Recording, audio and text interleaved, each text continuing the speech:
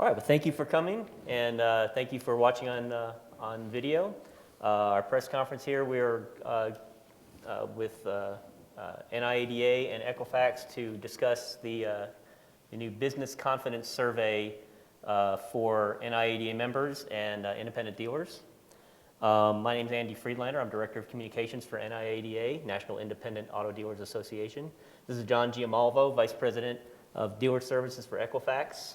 And just wanted to get started. So we have a survey. We've actually been doing this for several quarters. We've been doing it in-house for our association. We think the information is important enough and valuable enough that we'd like to have. We believe there's a wider audience for this, and we think that it says a lot about the auto industry and about the economy in general. Just to start with. The reason we were doing this is franchise dealers have the backing of their manufacturers to have all this kind of data and metrics out there to help them out. Independents don't have that kind of support. So we were trying to decide what kind of information, again, would be valuable for independent dealers. And so we came across this, the idea of the Business Confidence Survey to kind of get an idea of the expectations and of independent dealers, what's coming in the future, and that kind of colors what actually happens as their perceptions, just based on their perceptions. When we were trying to decide who to partner with on this, one of the things we talked about was if we're going to have this kind of data and this kind of insight, we want it backed with facts and data. And Equifax is the leader in this kind of data in the industry, so that was a natural fit. So we appreciate Equifax being involved in this and doing a lot of the heavy lifting on these numbers. So we can just get started. So just first a snapshot of the independent used car sector. There's about 40,000 used car dealerships in the United States. That's 70% of the used car industry is about 70% of all dealerships in the United States. There's 16,000 new car dealerships, so it's a very large and an important segment to understand. Yep. So we'll look at the results of our survey. Now we call it the Q2 survey. It was taken in the second quarter of 2016. It measures the perceptions of dealers and the expectations of dealers moving forward to the third quarter. So what they see happening in the upcoming quarter. And some of the big numbers, takeaways we have here, 44% of all our dealers surveyed expect their retail sales to grow in the coming quarter. That's a drop of 12 percentage points, down from 56% in the previous quarter. Most of those now expect sales to remain the same. That's 43%. That's 9 percentage points up from the previous quarter. So what that says is that dealers, for the most part, still expect things to either stay the same or to improve. But the confidence is down that they, as far as their belief that their sales will grow. So it's the same is true for customer traffic. So there's a decrease in the number of dealers who expect their customer traffic to increase in the next quarter. So only 34% now expect their customer traffic to increase in the coming quarter. And that's down from 57% in this previous quarter. One of the things that is kind of tempers the drop in optimism is the fact that even though fewer dealers rather expect their sales to grow, more dealers say they expect to hire new employees in the coming quarter. Actually, 34% said they expect to hire new staff, which is up 10 percentage points from the previous quarter. And most of them the biggest rise in where they expect to add staff is in service department. So, which kind of reflects the softening optimism in the sales department. I think this is a very big takeaway for us, is that digital marketing is very much on the rise, and traditional print, radio, TV, billboards are kind of on the decline. More because so many customers now start their shopping process and get their information from the internet before they go to a dealership. It's imperative for dealers, especially independent dealers, to have a big presence on the web. And a lot of dealers for a long time were very, very slow to embrace that. But as you can see, the second quarter the survey shows that for the coming quarter, 95% of our survey respondents said they expect to either maintain or increase their spending in digital advertising, whereas 30% said that they expect to decrease their spending in traditional advertising. So I think, again, we just spoke to that takeaway that there is a decline in optimism, but I want to say that it's more of a cautious optimism, that dealers now, they don't necessarily see sales and traffic growing, but they aren't, they want to take a more measured approach to the growth of their dealership. So they're still looking at hiring and still looking at expanding. So that's, I'll hand this over to John. Great.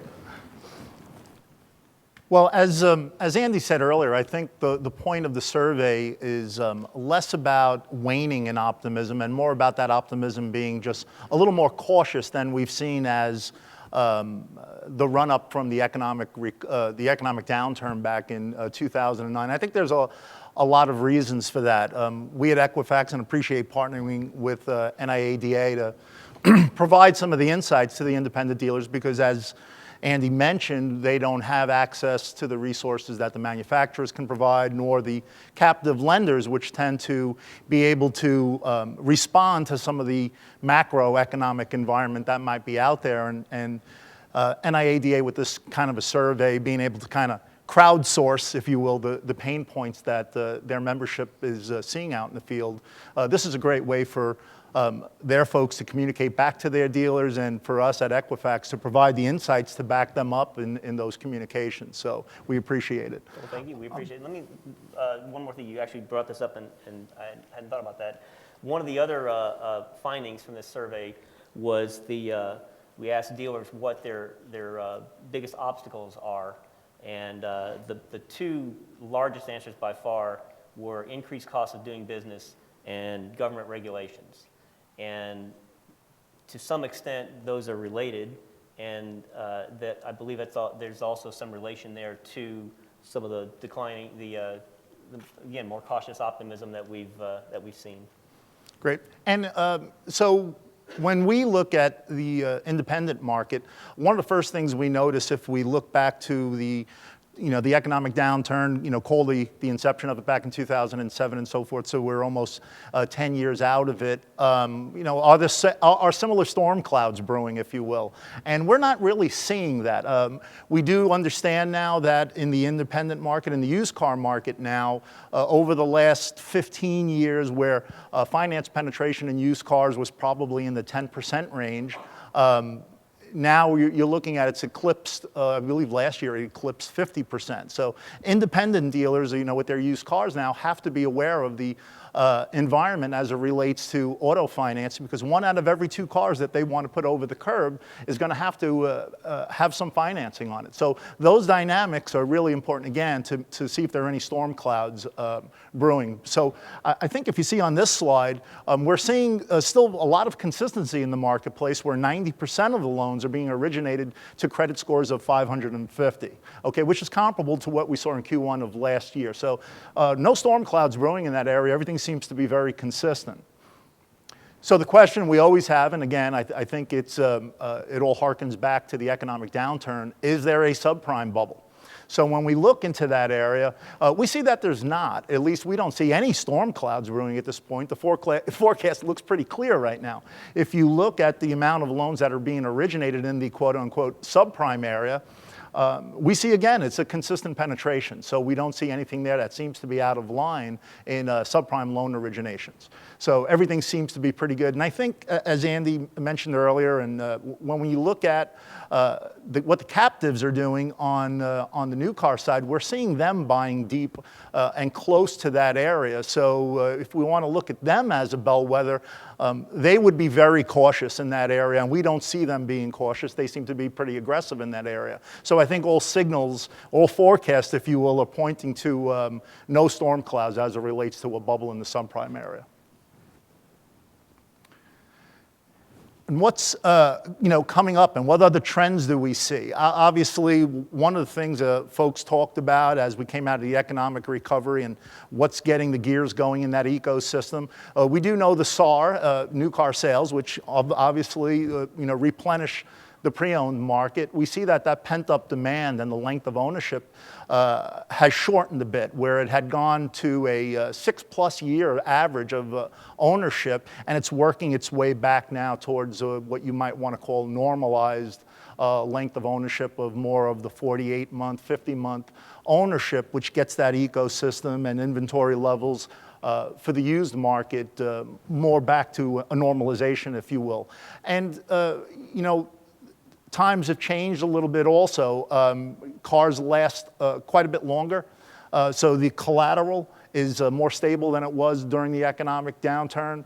We also understand that people are buying cars now not because it's got a more powerful engine. There's a technological revolution in automotive right now, which people are more apt to be interested in possibly changing cars or upgrading their vehicle because there's been some technological advancement and they might want to be part of that. So there's a lot of macroeconomic issues. And I think getting back to looking for those storm clouds, I think if you look at the economic environment on a macro level back in 2008, 2009, by 2010, you saw fuel costs start to skyrocket and starting to make that way to that $4 range. So we're still in an environment where folks are at, I think it's $2.40 a gallon national average now. So I don't think that added pressure, whether it's for fueling your car or fueling your oil tank for your home heating oil, that pressure is not present yet in the larger environment, and money is still very cheap in many aspects of the economy. So I think overall, when you add that to the mix, I think we're in an environment that doesn't indicate any danger that we saw back 8, 9, 10 years ago. What we look at, and I think Andy pointed it out, and we could kind of dovetail it into this slide, when you kind of converge that finance in the used car market now is very prevalent. Some people will say, I say 50%. Some people say as high as 60, 62% penetration for finance into the used car market. And Andy mentioned earlier that there's a great and strong recognition into the digital advertising side of the market and the membership finally adopting and recognizing the digital world where folks want to shop under their own rooftop prior to getting to the dealer's rooftop. And understanding that and having to be cognizant of credit scores and what that customer base is, I think it's going to be really important that the independents and used car dealers in general get the ability and the thought leadership, and that's why we're happy to be partnering with you folks, to understand and identify clients and again, be aware and pre-qualify, if possible, clients based on their creditworthiness for the vehicles that they might be shopping. And that concludes our presentation. And if you have any questions, we'd certainly be willing to help you out. Okay. 6+ years, what traditionally has it been? Traditionally, 4 years would be the normal kind of marker you would put in there. And that would be a combination, if you think about the environment in the old days, if you will, where somebody either took a 4-year loan out on a car, or and you also have to factor in the leases, which are in 36-month leases.